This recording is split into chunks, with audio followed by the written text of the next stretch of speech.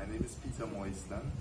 I'm an attorney at law in Grenada, and I have been very greatly impacted by the session today with GCSCORED. They have helped me to understand things about myself that I did not know before. Things that I could not quite understand that were there, but that they helped explain and, provide guidance as to why I feel that way. They've also helped with my professional development in the way that I work in a team environment, especially in the law firm that I do work with other lawyers and support staff. The advice they provided will be beneficial for years to come. So my name is Kim George. I am an attorney at law. I've been practicing law for the past 23 years. This session today has been useful for us as a team. We're a team of 3 attorneys and 7 support staff members, because what it's really done for us is to provide us with a safe space to discuss issues that affect and impact the organization that we would usually not have the time to address. And to be quite frank, even if we had the time to address, we would not have the resources or the tools, as I would like to say, in our toolbox to be able to effectively address those issues.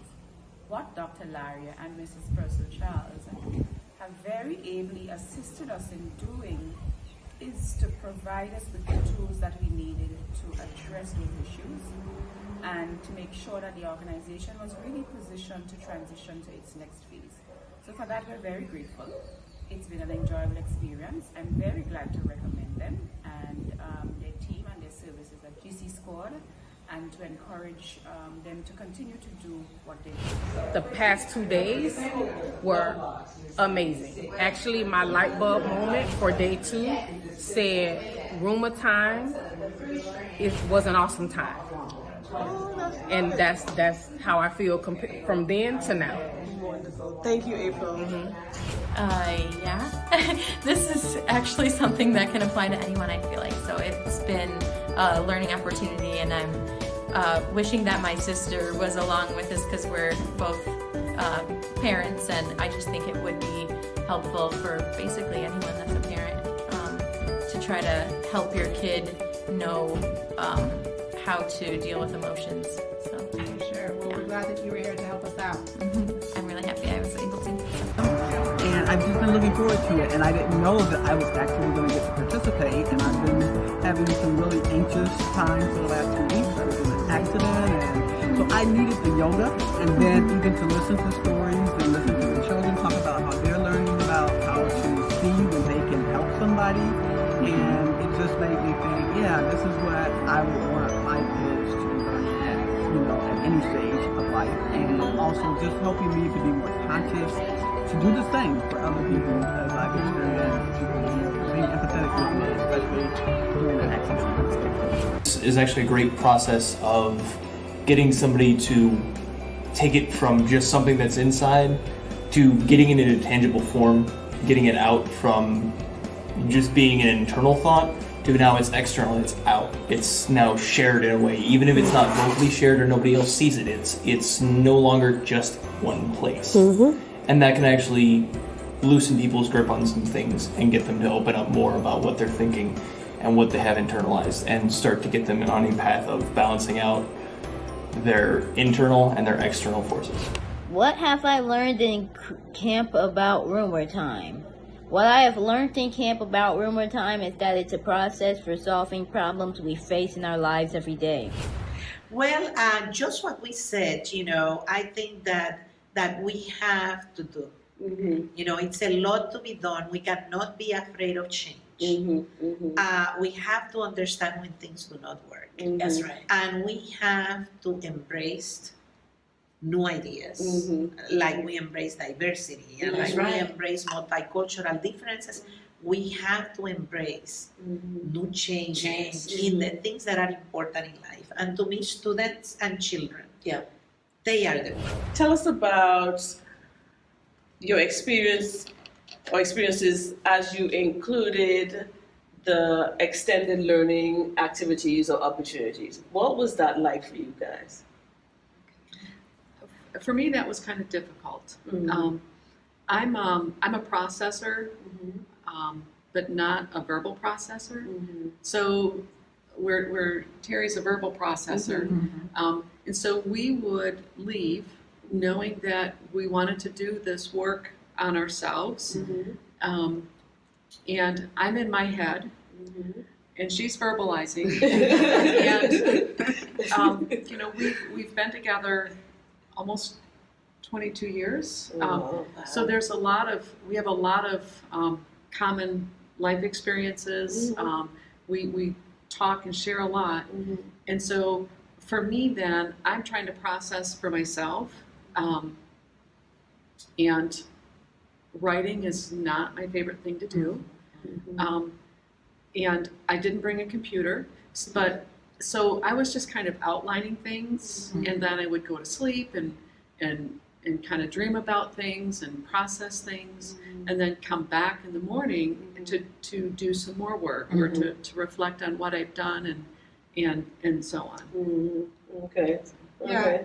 And so for me, even though, you know, we met from this time to this time, I actually worked from this time till the next time, either verbally processing things, writing things, doing things on my computer. The workshop did not end at the end of the day for me. I continued to process things. And even at that moment when I thought, okay, I think I've got everything, then I come to another group and it's like, oh, I have some more stuff I need, you know, I need to keep digging a little more. Yeah, so it really challenged me to keep looking, keep making connections. And so. Do you think that's a process that anyone, anywhere, any age can engage in? Absolutely, yes. Yes, 100%. Yes. It's not that the process was complicated. In many ways, it was very simple, but I think it was the simplicity that created this space for really diving deep into things. It kind of provided a framework for building and doing your work. Awesome. Yeah, so I think it's very accessible for most age groups. Yeah. Awesome. I found the framework to be a very non-judgmental framework. It's one that helps to take care of the stigma. I noticed in your framework there is not a lot of mention as far as mental health or mental illness. In my opinion, illness automatically puts up barriers. It's something that's contagious. You don't want to get near. You don't want people to touch you. Whereas social emotional needs allows people to express what they're going through and what they're feeling without feeling like they've already been judged, labeled, deemed as not necessary to society or a burden on society. This allows people to talk about what they need in a way that they can do it so it's not hurting them. So I was a smoker before the classes. Even when I first started taking the classes, I was smoking. So my biggest getaway, my biggest coping mechanism, my biggest aid or rescuer, however you want to call it, was for me to slide or slip away and smoke. And I would smoke my problems away, smoke my emotions away, smoke my issues away, smoke my interactions with people that I did not like away. So it has definitely made a huge impact, because in the process of me putting the Black and Milds down, like I have to face the issues of life. So it was like a comforter. Me smoking, it would comfort me. It made me feel safe.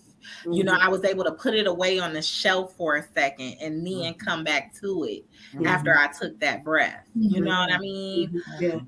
So, I mean, the problems were, of course, still there, but I just had a coping mechanism where I didn't have to face it right then and there in that moment. You know what I mean? Yeah. So those were your two the coping mechanisms, prayer and smoking, right? And so you became involved with the CCJ Wellness Champion Training Program, the RUMERTIME Process. And so I had asked you, was there a specific moment that you remember where you actually put those skills into place? And you said, oh my God, so many. But you talked about one. And I wonder if you would share that with us. Absolutely. So in that time frame, it was the ability to recognize what was going on and to be able to use the steps that we were given through the RUMERTIME process. Okay, so the quote that you had was, this was in a conversation. You said, this was a liberating conversation as I recognized my emotions about so many decisions I have made and not made throughout my adult life, because I did not want to be labeled and become stigmatized as being the angry, emotional Black woman. I now recognize I became emotionally imprisoned, which affected my thoughts, my interactions with others, and my unhealthy mindset about women expressing themselves. I now recognize and understand why I was so introverted, denied myself of opportunities and decisions that would and could have benefited me, always placed myself last, and was more compliant to others' suggestions, meaning denying my own when interacting. And then you stated that the RUMERTIME process has freed you from yourself. Now that's deep. It freed you from yourself and the internal mental prison of your time. It was liberating to you. Yes, it definitely was. Those are powerful words. And the RUMERTIME, thanks so much for reading that. The RUMERTIME process was what gave me, or empowered me, I should say, to be able to write that down and use those words because it was so applicable. And right as I was getting ready, it was getting close to me to prepare my speech for this year's speech to his company, my equal employment opportunity speech to his company. And I just also started my reading of the RUMERTIME process. And I came across this quote, behind every behavior is a belief. And it just hit me immediately, you know, because it's, like I said, it seems pretty simple, but it's something that we don't acknowledge consciously. So I centered my entire speech around this quote in this RUMERTIME process. So when I started talking to the guys, I didn't want them to get defensive or feel convicted. So I used something that I had did. And working at the company, there's a big office over in South Bend. And like I said, I'd been doing some part-time work for him outside of the fire department. And as I pulled up, one of the secretaries pulled up at the same time. She was going to go in and unlock the building, and we were just basically expected to go in there together. That's what typically would happen, what would be normal. And I had been around her in the office. She'd been nothing but nice to me, laughing and talking. And she had never seemed like she was afraid of me or uncomfortable with me being around. But since we were the only two that were going to be there at that moment, when she got out to go and unlock the doors and go inside the building, I stayed in my car. In the back of my mind, I'm thinking to myself, she's going to be afraid because we're alone. I'm an African-American male. That's going to make her uncomfortable. She's going to fear that I'm going to do something to her negative. And that was my belief that caused the behavior of me sitting in that car for 20 minutes, at least 20. I don't know if I'm exaggerating, 20 to 30 more minutes. I just was not going to get out until someone else came. So I had to acknowledge the fact that I had some beliefs that led to some behavior that were my own beliefs, but I couldn't justify them. I couldn't verify that because she had not displayed any behavior that would make me believe that. That was my own belief system that led to that negative behavior. And going to counseling, I did not see myself and my history and my past, my roots as being the problem. I was still seeing my husband as being the problem. And that he needed to change. I didn't see where I needed to change. I didn't see it. I thought I was doing what I was supposed to do and he was supposed to do what he was supposed to do. So that mindset was so strong. It also affected how we continued to communicate and interact. Right. Yeah. And how were you? What were some of your thoughts or even feelings at that time, during those times, about Naomi, Keith? Well, I think looking back at it now, you go into counseling so much so pointing the finger. You know, you're saying it's the other person's fault, the other person saying it's your fault, and so you spend a lot of the counseling time just with each side trying to hammer the other side, which is we know is not really effective. It's blame. Well, it's blame. You know, a lot of it is blame. Well, it's my wife's fault. If she would do A, B, C, D, then this would occur. If she would, it's always more. Putting 90% of it on the partner, and not really, looking internally and seeing, well, hey, maybe there's some things that I need to do or change, and so it's not just all about the partner. In the process, I was looking for sympathy for me. I wasn't looking for sympathy for him. I was looking for someone to be on my side, because for so long I didn't have that. That was what I was looking for. I wasn't looking to change myself or change my thoughts or any of that. I still loved my husband. I wanted us to get along. I just didn't know how. And I didn't know how to reach him because I felt devalued for so long growing up. And now it just was feeling uncomfortable now that I wasn't around the family where it was being done and being acceptable or accepted or seemed to be the norm. So now I'm away from all that family and I'm like, this isn't right. It doesn't feel good. This can't be right. This can't be the only thing to a marriage. So this is a marriage, why are people getting married? And I didn't want to be a part of that. And so that was one of the things that bugged me a lot, or that caused a lot of emotional distress for me, because I wanted sympathy, I wanted empathy, I wanted someone to finally hear me, because I haven't been heard for so long, neither by my parents or by my husband. I feel like it was still continuing now that the honeymoon was over. Right. So I wanted to be heard, I wanted to be valued, I wanted to be appreciated. And what that looked like for me was not what that looked like for him. And he didn't know how to give me what I needed, and I didn't know how to express to him what I needed from him. Right. Yeah. Because through all the shouting, it just was impossible. There was a CEPA training, and so once I got the CEPA training, I was completely hooked. I started utilizing it, and I began to see myself for the first time. Something I have never been able to do effectively, because I always felt ashamed, or I always felt that I couldn't bear it at the time, seeing and recognizing myself as, this is what you've gone through, that I've been through abuse, and how do you deal with that? So I had to deal with a lot of things that finally clicked and said, well, so that's why you have these thoughts. That's why you think this way. That's why you respond to people and express yourself this way.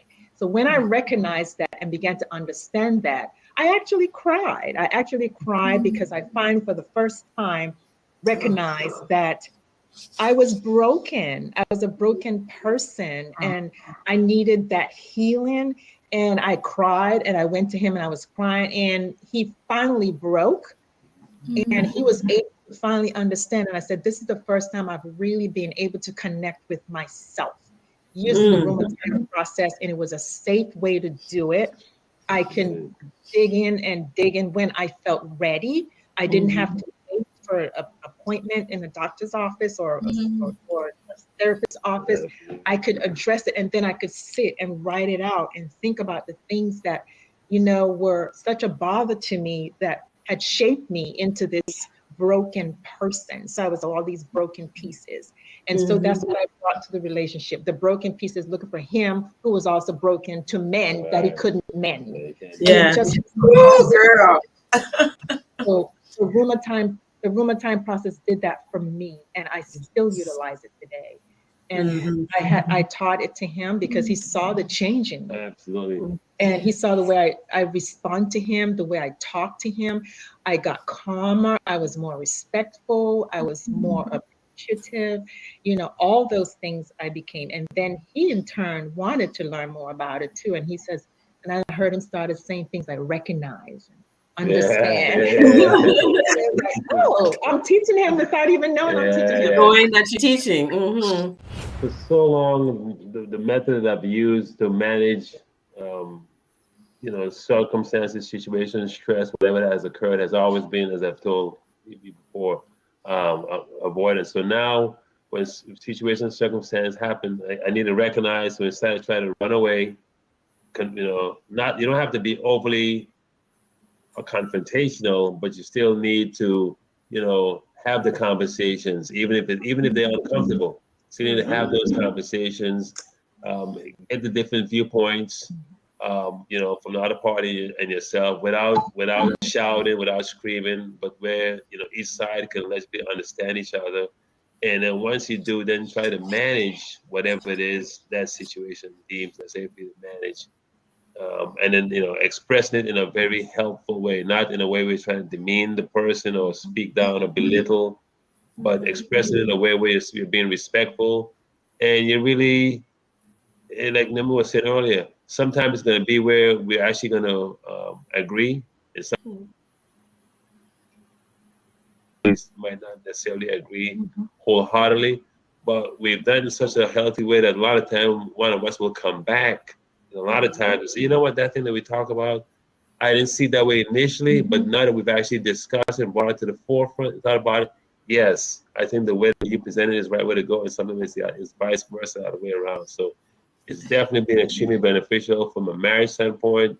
We use it at work, we use it with siblings, and surprisingly, without knowing, using it actually in your day-to-day interaction, when you're just on your travels. You're shopping, you're in business on a normal day-to-day, and believe it or not, it pops in. Instead of acting off, instead of jumping out of emotion, you said, no, let me do this methodically. Recognize, you go through the steps, and you'd be surprised a lot of times when you do that, the person that you're interacting with, they actually come around. Yes. Without them knowing that you're actually going through these steps to get to actually move things in a certain way, they actually come around, and where the starting point was, they end up a little bit closer to where it is that the goal you're trying to strive to get to.